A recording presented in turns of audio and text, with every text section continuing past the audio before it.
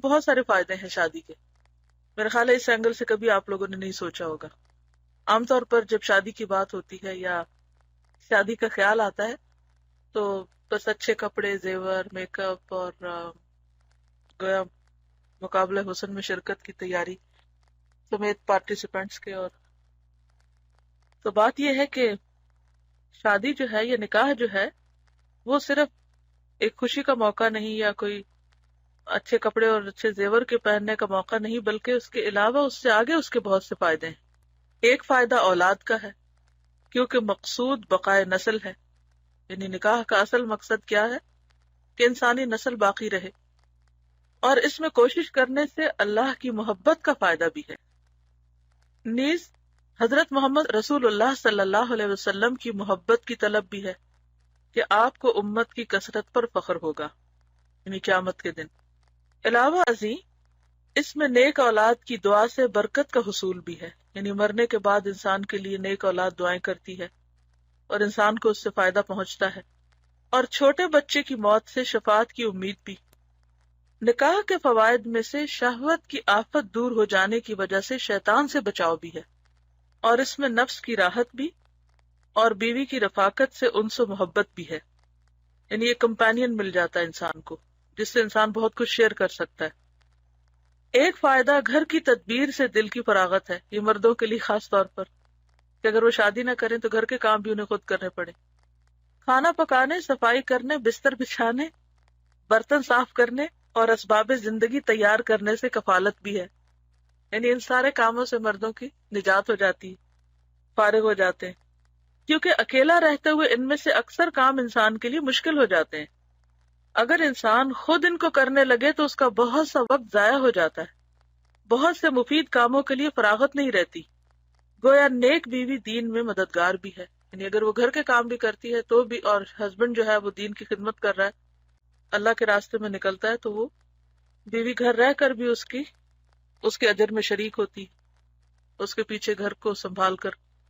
نکاح کے فوائد میں سے یہ بھی ہیں کہ نفس کے مجاہدے، نگرانی اور حکمرانی کی وجہ سے اس کی اصلاح، بیوی بچوں کے حقوق کا پورا کرنا، عورتوں کی بد اخلاقی پر صبر، ان کی طرف سے تکالیف برداشت کرنا، ان کی اصلاح اور ان کو دین کے رستے کی طرف رہنمائی کرنے کی کوشش، کسب حلال کی جد و جہد، اولاد کی تربیت کا اہتمام وغیرہ، جو تمام اعمال جو بڑی فضیلت رکھتے ہیں. یعنی یہ سارے کام بہت فضیلت کے ہیں.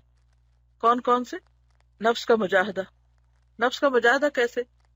جہاں شادی سے انسان کو خوشی حاصل ہوتی ہے، کچھ فائدے حاصل ہوتے ہیں جن کا اوپر ذکر کیا گیا، وہاں انسان کو بہت سی قربانیاں بھی دینی پڑتی. اکیلے رہنا جو ہے یا اپنی مرضی سے رہنا، اس میں بھی بہت سے فائدے ہیں. انسان اپنی مرضی سے سوتا ہے، مرضی سے جاگتا ہے، مرضی سے کھاتا ہے، مرضی سے پیتا ہے، اس کو کوئی پابندی نہیں ہوتی، ایک طرح سے آزادی ہوتی ہے. اور انسان کو کسی دوسرے یعنی اپنے ساتھی کی طرف سے جو تکلیفیں پہنچتی ہیں ان کے بھی مسئلے نہیں ہوتے. لیکن جب انسان کسی کے ساتھ مل کر رہتا ہے تو بہت سی چیزیں مرضی کے خلاف جاتی ہیں، تو اس میں نفس کا مجاہدہ ہوتا ہے، یعنی نفس کا جہاد بیسیکلی، کہ انسان کے اندر صبر و برداشت آتی ہے. نگرانی، یعنی انسان ایکسٹرا کانشیس ہو جاتا ہے، اپنے نگاہ، اپنے دل، اپنی ہر چیز کی حفاظت کرتا ہے کہ وہ ایک دوسرے سے خیانت نہ کرے.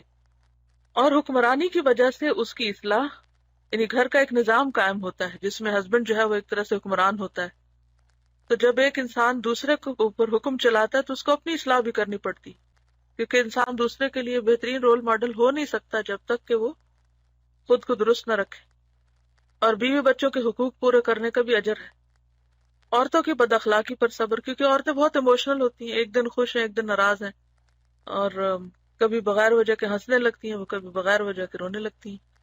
تو مردوں کے لیے بعض اوقات عورتوں کے اس مزاج کو سمجھنا بھی ایک مجاہدہ ہوتا ہے، اور پھر وہ وجہ نہیں بتاتی ہیں اور چاہتی ہیں کہ بغیر وجہ بتایا ہی سمجھ لیا جائے کہ وہ کیا چاہتی ہیں.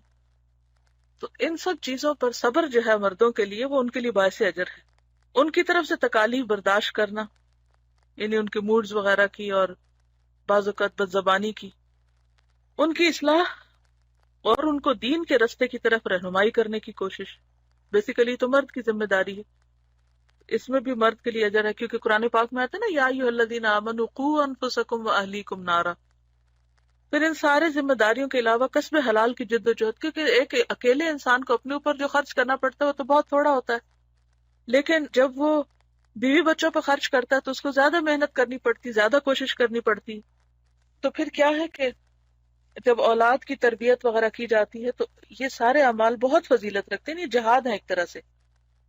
اور یہ سارے کام شادی کے بعد ہی ہو سکتے ہیں، شادی کے بغیر نہیں ہو سکتے. جو شخص یہ حقوق پورا کرنے سے ڈرتا ہے وہی نکاح سے اجتناب کرتا ہے، نہیں وہ شادی نہیں کرنا چاہتا. وہ کہتا ہے کہ اوہو مجھ پہ تو بہت سی رسپانسبلٹیز آ جائیں گی، ذمہ داریاں ہوں گی، پھر میں کیا کروں گا. بیوی بچوں کے لیے مشقت برداشت کرنا دراصل جہاد فی سبیل اللہ کی طرح ہے. ایک دن میں بیٹھی تھی تو میرے سن ان لا چھوٹا والا جو ہے وہ مجھے بتا رہا تھا کہ شادی کے بعد میری زندگی بالکل بدل گئی ہے، اور یعنی مجھے اب ہر وقت سوچنا پڑتا ہے کہ اچھا مجھے کس وقت گھر جانا ہے، یا کس وقت کون سا کام کرنا ہے، اور بہت سی چیزوں کا پلان کرنا پڑتا ہے، پھر سوچ سمجھ کے چلنا پڑتا ہے.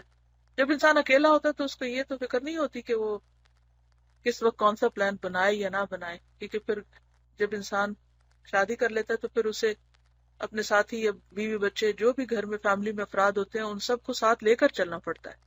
اور پھر آپ دیکھیں کہ جب بچہ ہوتا ہے تو اس میں اور بھی پلان جو ہے مزید پھیل جاتے ہیں. اس میں صرف بیوی نہیں بلکہ بچوں کی مصروفیات اور ان کے موڈ اور ان کی ضروریات ان سب کو سامنے رکھ کر انسان پھر پلان کرتا ہے. تو یہ ساری چیزیں جو آزاد منش انسان ہوتا ہے یا انڈیپینڈنٹ انسان ہوتا ہے اس کے لیے ایک بہت بڑا بوجھ بھی ہوتا ہے، لیکن جو شخص اس کو خوشی سے قبول کرتا ہے اور ان ساری ذمہ داریوں کو مرضی کے خلاف جاتے ہوئے بھی، تکلیف اٹھا کر کرتے ہوئے بھی کرتا رہتا ہے، تو اس کا اجر و ثواب اتنا ہے جیسے اللہ کے راستے میں کوئی جہاد کر رہا ہو.